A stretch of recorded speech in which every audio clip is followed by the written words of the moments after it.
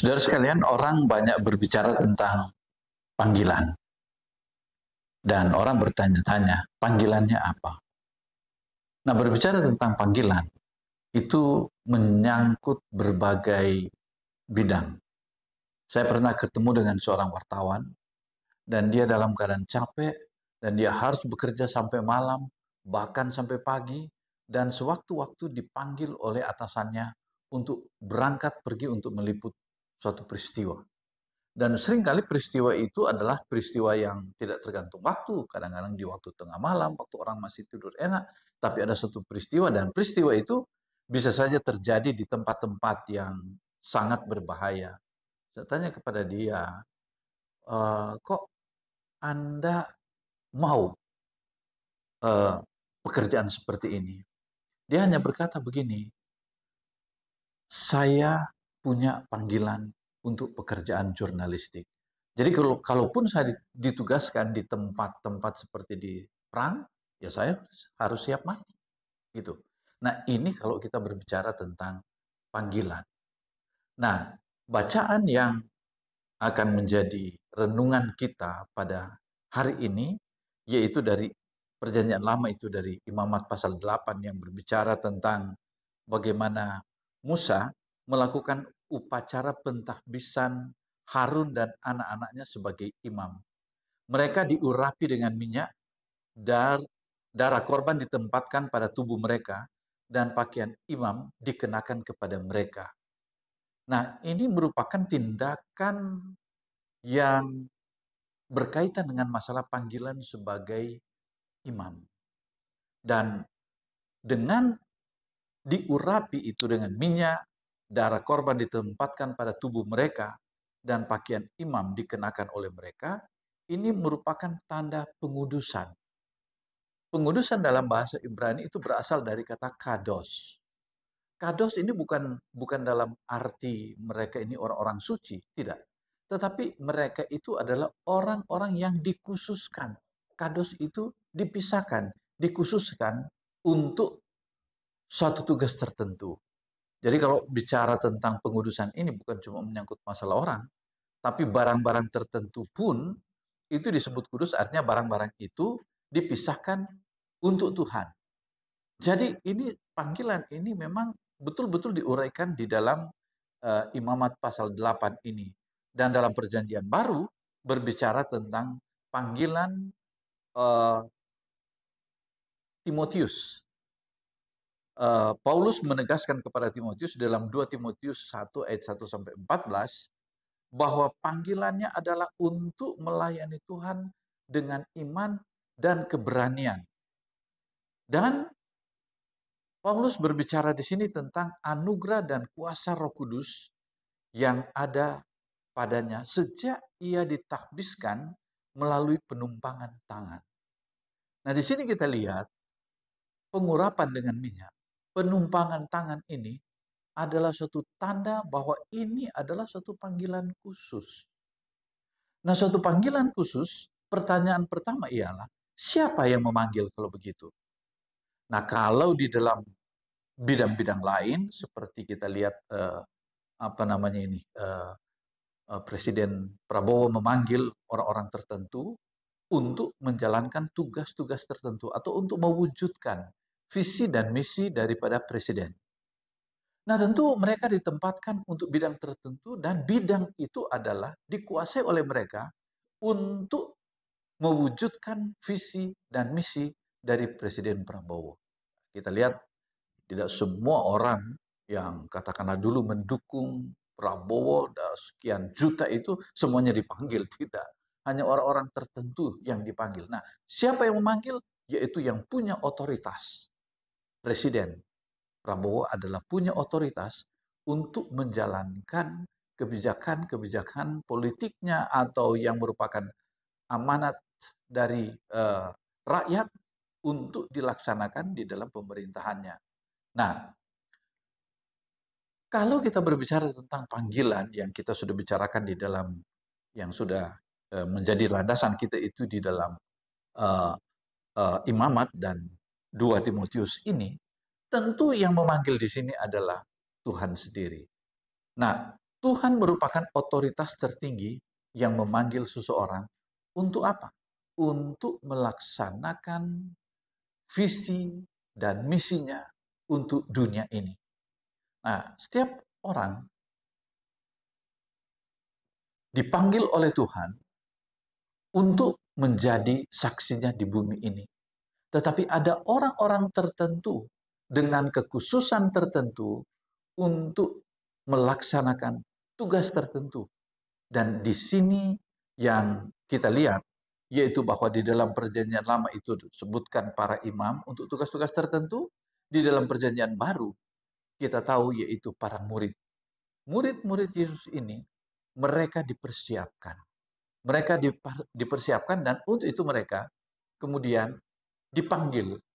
Tetapi kita lihat di sini dalam masa persiapan ini, ada orang-orang yang memenuhi syarat kualifikasi dari Yesus, ada yang tidak. Contohnya Yudas. Yudas tidak memenuhi syarat karena apa? Dia itu menyimpang dari visi dan misinya Tuhan Yesus Kristus yang memanggil dia. Nah, dalam kehidupan gereja, orang-orang tertentu dipanggil oleh Tuhan untuk apa? Untuk mewujudkan misinya di tengah-tengah dunia ini.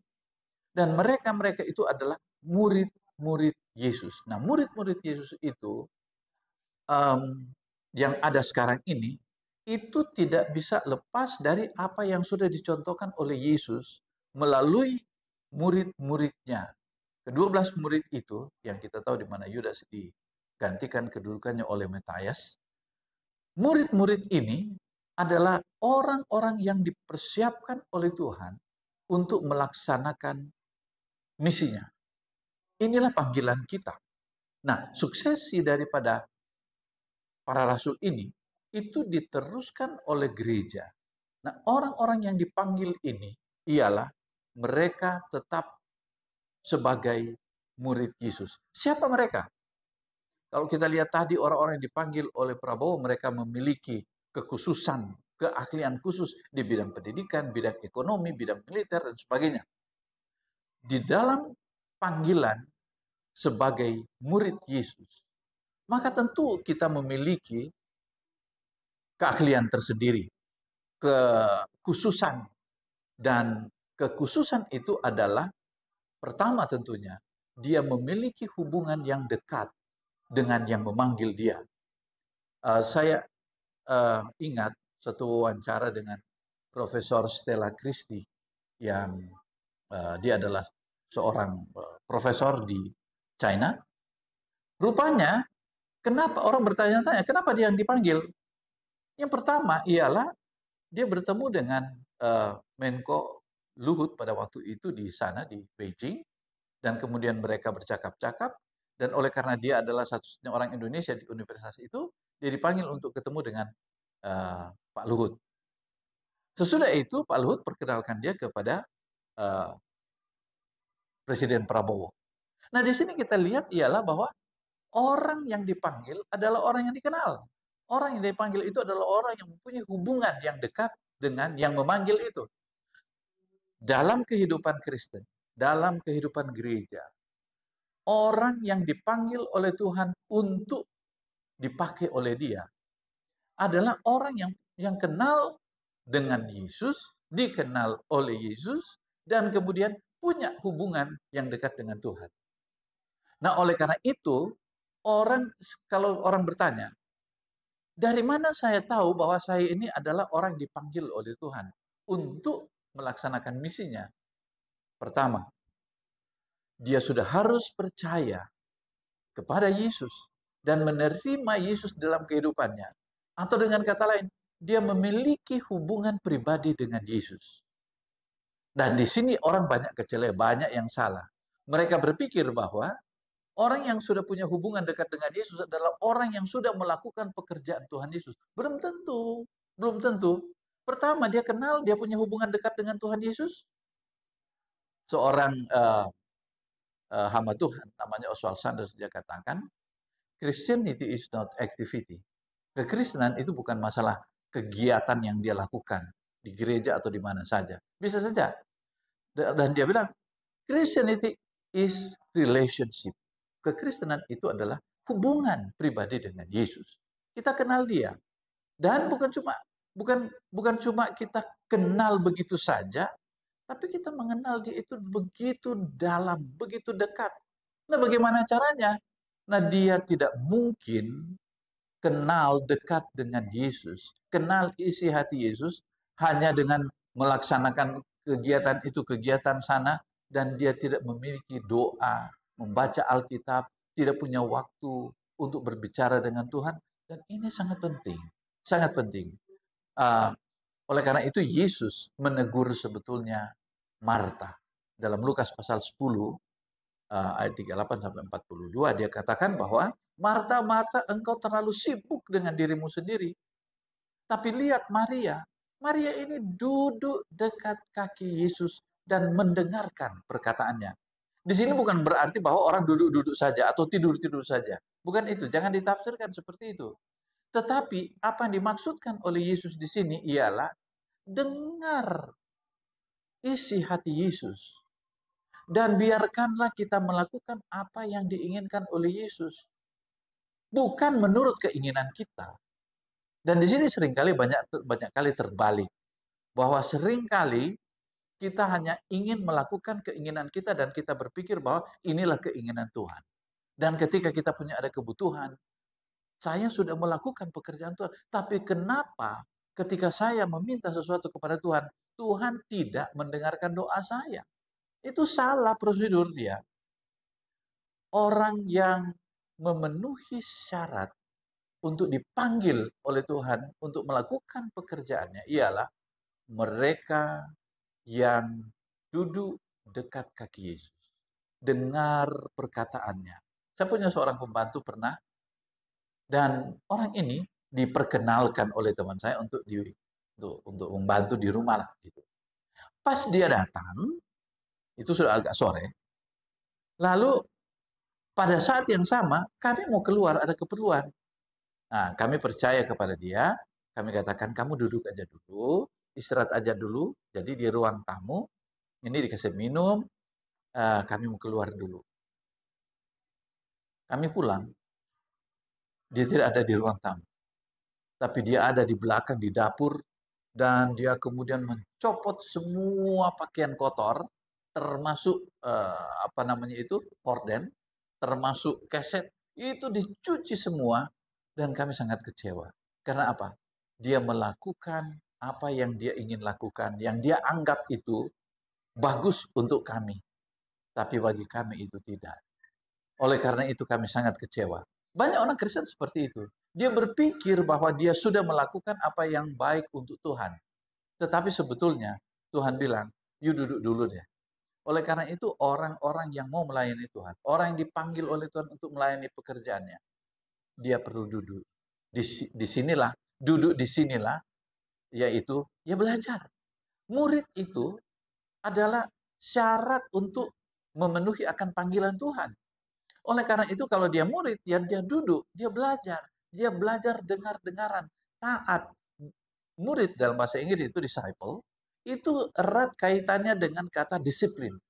Nah, orang itu tidak disiplin, tidak taat, tidak punya sikap untuk mendengarkan, mau ingin ikut keinginan dirinya sendiri, dia akan mengatakan bahwa dia dipanggil oleh Tuhan untuk melayani. Tapi seiring dengan berjalannya waktu, orang ini akan kelihatan bahwa dia begitu kecewa dengan Tuhan, dia begitu kecewa dengan gereja, dia begitu kecewa dengan orang-orang yang dekat dengan dia. Karena apa? Dia melakukan sesuatu yang bertentangan dengan isi hati Tuhan. Tapi kalau orang tahu isi hati Tuhan, panggilan itu tidak pernah meleset. Mau ditaruh di tempat yang paling sulit, dikecewakan oleh teman, dikecewakan oleh pimpinannya, bekerja dan kemudian gaji terlambat atau tidak ada gaji sama sekali. Tetapi orang yang punya panggilan, yang tahu akan panggilan Tuhan Yesus itu ialah dia tidak pernah akan kecewa, tapi dia semakin senang untuk melaksanakan pekerjaan Tuhan.